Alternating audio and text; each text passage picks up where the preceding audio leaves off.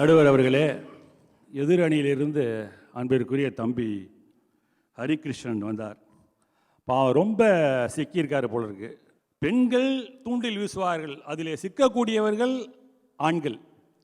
Status அப்படின்னா ஒரு காலத்தில் நாம் வாங்கக்கூடிய சம்பளம், போகக்கூடிய கார், வைத்திருக்கக்கூடிய வீடு, அப்படி தான் நாம் நினைச்சோம். இப்போது ஸ்டேட்டஸ்ன்னு பார்த்தீங்கன்னா ஃபேஸ்புக்கில், வாட்ஸ்அப்பில் அவன் அன்னைக்கு என்னென்ன செய்கிறானோ எல்லாத்தையும் ஸ்டேட்டஸாக போடுறானு. ஒன்றும் இல்லை, இப்போ ஒரு எக்ஸாம் நடக்குது, அது +2 இருக்கட்டும், SSLC இருக்கட்டும், அதிக தேர்ச்சி விகிதம் ஆண்களை விட பெண்கள், நிறைய மார்க் வாங்கிறதும் ஆண்களை விட பெண்கள். ஏனென்றால் அவர்கள் அதிகமாக சமூக வலைதளங்களிலே சிக்குவதில்லை. ஆண்கள் தான் சிக்கிறான். பாதி வாழ்க்கை ஃபோன்லேயும் மீதி வாழ்க்கை லோன்லேயும் போகுது. யாருக்குன்னு கேட்டிங்கன்னா அது ஆண்களுக்கு தான். இன்ஸ்டாகிராம் பற்றி சொன்னார். இன்ஸ்டாகிராமில் சிக்கி தவிக்கிறது பெண்கள்னா அதை பார்த்தே அந்த ஒரிஜினல் ஐடி என்னவா இருக்குன்னு ஆராய்ச்சி பண்ணி அதில் மாற்றவன் ஆண்கள். இன்ஸ்டாகிராம் மட்டுமில்லை, இன்ஸ்டால்மெண்ட்லேயும் சரி, பெண்களுக்காக போய் அதில் மாட்டி மாதம் லோனு, காருக்கு லோனு, வீட்டுக்கு லோனு கட்டி சாகிறது யாருன்னு கேட்டிங்கன்னா சிக்கி சின்னாபின்னமாவது சீரழிவது பெண்களை விட ஆண்களே என்பது தான் எங்களுடைய வாதம். ஒரு கவிதை எழுதுகிறாரு ஒரு கவிஞர் ஏர்வாடி ராதாகிருஷ்ணன். பிள்ளைகளாக இருக்கும்பொழுது எங்களை சேர விடவில்லை, பெரியவர்களாக ஆனதும் எங்களோடு சேரவே இல்லை. அற்புதமான ஒரு கவிதை. பிள்ளைகளாக இருக்கும்போது கணவன் மனைவியை சேர விடுவதில்லை, அழுதுகிட்டே இருப்பாங்க, அவங்கள தூங்க வைக்கிறதே பெரிய வேலையாயிடும். ஆனால் பெரியவர்களாக ஆனதும் எங்களோடு சேருவதே இல்லை. ஏன்னா ஆளாளுக்கு ஒரு தனியாக ஒரு செல்ஃபோனை வச்சுக்கிட்டு அதோட குடும்பம் நடத்துகிறான். ஃபோன் ஒரு காலத்தில் இருந்துச்சுன்னா உங்களுக்கு தெரியும், லைன் இருக்கும், பொதுவாக ஹாலில் இருக்கும், எல்லோரும் போய் அந்த இடத்துல பேசுவாங்க. என்னைக்கு செல்ஃபோனுன்னு வந்துச்சோ அப்போவே ஒரு தனி அறைக்குள்ளே போச்சு. தனி அறைக்குள்ளே போனது படுக்கை அறைக்குள்ளே போச்சு, படுக்கை அறைக்குள்ளே போர்வைக்குள்ளே போச்சு, போர்வைக்குள்ளே உட்காந்துக்கிட்டு ஆன் பண்ணிட்டு யார்கிட்டையும் பேசிகிட்டு இருக்கான்.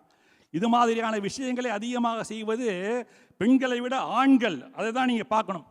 பப்ஜின்னு ஒரு விளையாட்டு உங்களுக்கு தெரியும், பல பேர் செத்தா போயிட்டான். அதில் ப்ளூ வேல் விளையாட்டெல்லாம் பேன் பண்ணிட்டானுங்க. ஆன்லைன் ரம்மி பல ஆண்களை உள்ளபடி தற்கொலை செய்ய வைத்தது அந்த விளையாட்டு. இன்றைக்கு அரசாங்கம் அதையெல்லாம் தடை செய்து விட்டது. பொள்ளாச்சி சம்பவம் உங்களுக்கு நன்றாக தெரிந்திருக்கும். 2019 நடந்த பொள்ளாச்சி சம்பவம், பாலியல் வன்கொடுமை. 9 இளைஞர்கள் கைது செய்யப்பட்டார்கள். அந்த 9 இளைஞர்களுடைய அறையை ஆராய்ச்சி செய்த பொழுது அவர்கள் அந்த லேப்டாப்லையும் கம்ப்யூட்டர்லையும் கண்டெடுத்தது என்ன தெரியுமா? ஆபாச வீடியோக்கள். அவன்லாம் அந்த வீடியோவை பார்த்துவிட்டு இன்றைய சமூக வலைதளங்களிலே அதிலே மூழ்கி சிக்கி சின்னாபனமாகி வாழ்க்கையை பாழடித்துக் கொண்டிருப்பவர்கள் பெண்களை விட ஆண்களே.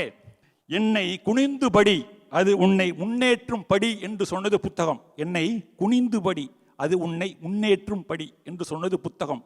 என்னை குனிந்து பிடி, உனக்கு எப்பொழுதும் கிடைக்கும் இடி என்று சொன்னது செல்போன். என்னை குனிந்து பிடி. இப்போ குனிஞ்சத்தலை நிமிராமல் போகிறதுன்னு சொல்லிட்டு பெண்களை தான் சொல்லுவாங்க. இன்றைக்கி ஆண்கள் எல்லாம் குனிஞ்சத்தலை நிமிராமல் போகிறான். 50 பேர் ஒரு இடத்துக்கு பஸ்ஸில் போய் பார்த்துக்கலாம், சரி, ஒரு ஏர்போர்ட்டில் உட்காந்துருக்கானுங்க. 50 பேர் அப்படியே குனிஞ்சத்தலை நிமிராமல் அப்படியே வச்சு உருட்டிக்கிட்டே இருக்காங்க. இந்த கட்டை விரலை வச்சு அப்படியே உருட்டுறான். யார்ட்டையும் யாரும் பேசுகிறதே கிடையாது. நம்மளுடைய பிள்ளைகள் தான் வீட்டில் பேசுகிறார்களா? இந்த செல்ஃபோன் என்னைக்கு வந்துச்சோ அன்றைக்கு அப்பனும் மகனும் ஒழுங்காக பேசுகிறதே கிடையாது. எல்லா வீட்லேயுமே சரி, என்னடா பரீட்சை எப்படி எழுதுன, அப்படிதான். எவ்வளோடா மார்க் வரும், இல்லை எவ்வளோடா வரும் இப்படிதான் சொல்கிறான். அதுக்கு மேலே எது பேசினா பிரச்சனையே ஆகிடும் போல் இருக்கு. இது எல்லா வீடுகள்லையும் நடக்கக்கூடியது. ஏன்னா அதில் மூழ்கிறான். விருந்தாடிகள் வந்தால் பேச மாட்டான். உள்ளபடி ஐயா, இந்த யூடியூபர்ஸ்னே ஒருத்தன் என்னைக்கு கிளம்புறானுங்களோ அன்னைக்கு தான் அந்த புரளிகள் எல்லாம். இந்த நடிகை இப்பொழுது யாரோடு இருக்கிறார் தெரியுமா? ரொம்ப அவசரம் பாரு, ரொம்ப அவசியம். இப்பொழுது இந்த நடிகை யாரோடு குடும்பம் நடத்துகிறார் தெரியுமா? இவருக்கு 2வது திருமணம், இவருக்கு 3வது புருஷன் யார் தெரியுமா? இல்லை, இதை மாதிரி தான் ஆராய்ச்சி பண்ணி எதை போட்டால் இவனுக்கு சிக்குவான்னு தெரிஞ்சு அதை பார்க்க வைக்கிறான். அந்த டெக்னிக்கு அந்த யூடியூபர்ஸுக்கெல்லாம் தெரிஞ்சிருக்கு. நான் ஒரு பீடியாட்ரிஷியன், குழந்தை நல மருத்துவர். நைட்டு இவன் சரியாகவே தூங்க மாட்டாரான் டாக்டர். எப்பொழுதுமே 1 மணிக்கு மேலாவது 2 மணிக்கு மேலாவதுன்னு சொல்கிறான். அன்னைக்கு நிறைய கம்ப்ளைண்ட். என்னடா செய்வான் அது வரலன்னு கேட்டால், அது வரல செல்லை நோண்டிக்கிட்டே இருக்கான் டாக்டர். நடக்குது சார், நடக்குது. 12 வயசு 13 வயசு தொப்பையோடு அழைச்சிட்டு வராங்க. என்கிட்ட அழைச்சிட்டு சார் தொப்பை குறைக்கிறதுக்கு ஏதாவது ஆயிடு, தொப்பை குறைக்கிறதுக்குலாம் மருந்து மாத்திரலாம் கிடையாது, நல்லா விளையாடணும். அவன் எங்கே விளையாடுறான்?